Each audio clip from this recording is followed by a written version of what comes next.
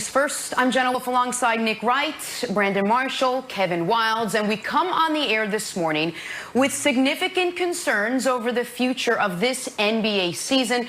That after the events that took place yesterday. We have a lot to cover today and a lot to get to. Let's get started with the biggest news of this morning. The NBA and the Players Association announcing the Milwaukee Bucks decision not to play last night. That in response to the shooting of Jacob Blake by police in the Bucks' home state of Wisconsin. It sparked unity among the teams scheduled to play last night, resulting in the cancellation of all of last night's games, the entire schedule. Just a few hours later, players gathered in the bubble to discuss the best path moving forward. Sean Strania reported that during this meeting, the players from the Lakers and Clippers voted to boycott the remainder of the playoffs. There's a lot to get to here this morning. Brandon, I want to start with you. What was your reaction to how yesterday played out? Yeah, Jenna, I think I should start with the seat that I feel like I need to occupy. Making this transition from NFL player to now full-time broadcaster, you know, you think about, okay, what is my identity? Who am I? What seat do I occupy? And when I thought about that, you know, a month ago when you guys gave me this opportunity, the first thing that came to mind was you have to be organic and tell the player's story always. I don't care if you're 50 years old and you're still on TV, you got to tell the player's story.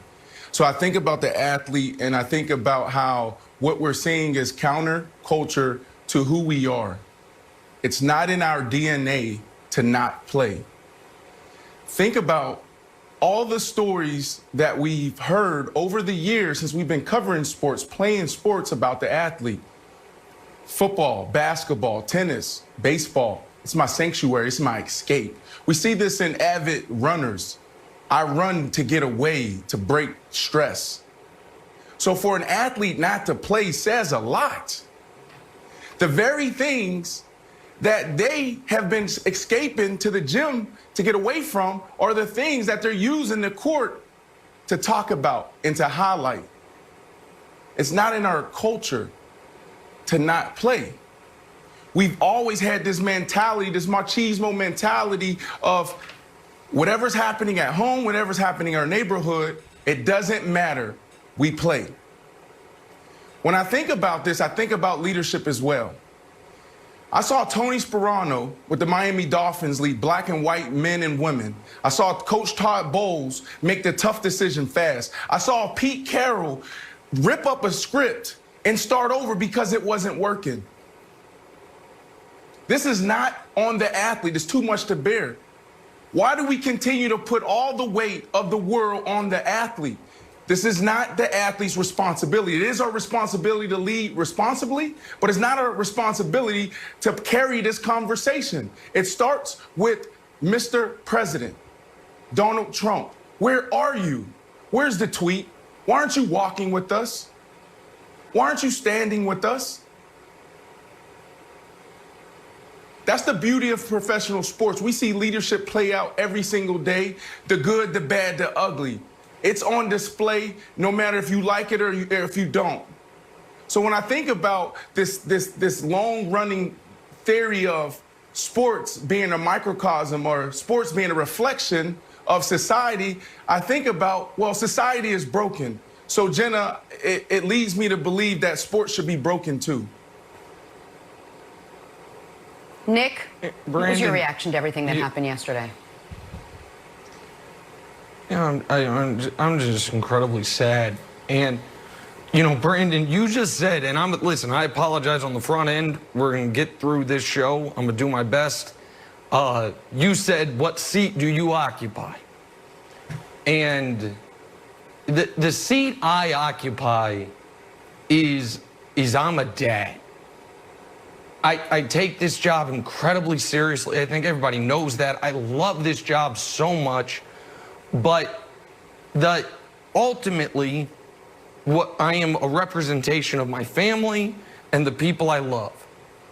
And listen, I'm cloaked in all the privilege one can have. A white guy, public figure,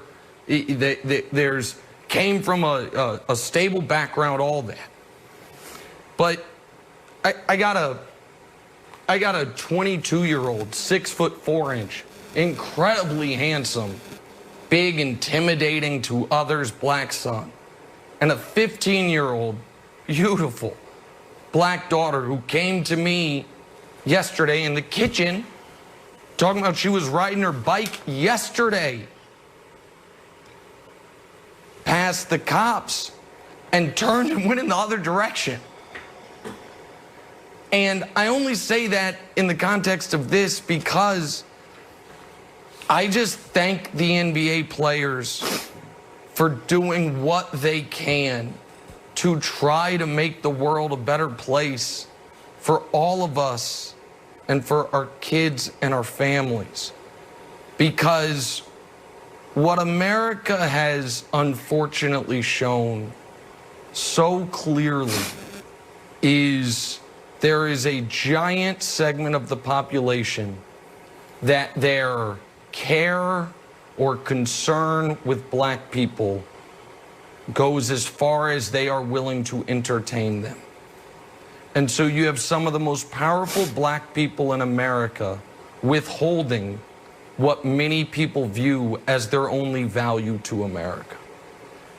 And I don't know what the end game here is, but I do know that many of these guys went to bed Sunday night, as I did, with the final images we saw on our phone was a man being shot in the back 7 times. And we woke up Wednesday morning and the first information we got was some teenage vigilante had gone and murdered a couple people in the protests.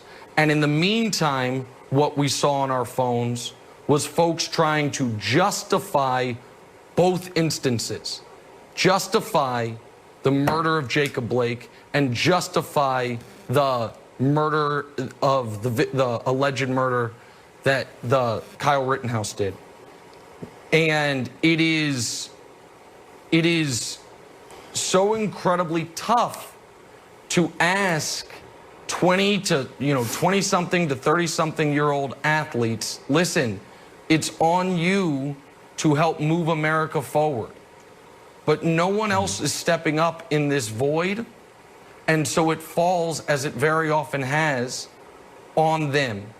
And so I appreciate the sacrifices they're making, and I hope that for folks that don't have a personal connection to what's going on, they understand that for many people this is a life and death moment and a concern for the people you love that shakes you to your core. And so I don't know if anything I said there, Wilds, made any sense, but that's my reaction this morning.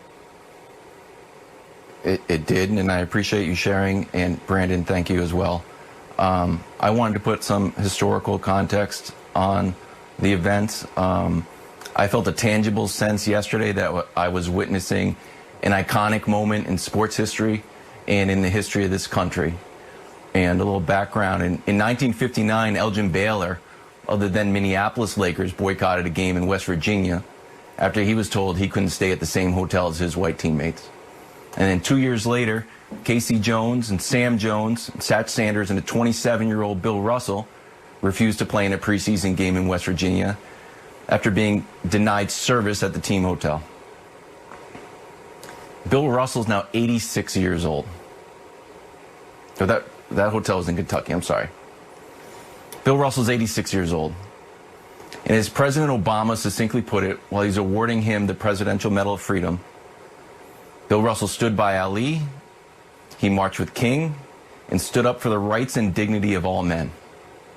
And yesterday, Bill Russell tweeted this: "I'm moved by all the NBA players for standing up for what is right. To my man, the Jet TNT, Kenny Smith, I would like to say thank you for what you did to show support for the players. I am so proud of you. Keep getting into good trouble." And simply put, if you're making Bill Russell proud and emulating the late John Lewis by getting into good trouble, that means you're on the right side of history and following in the footsteps of American icons. Here's the clip of Kenny Smith that made Bill Russell so proud. Take a listen.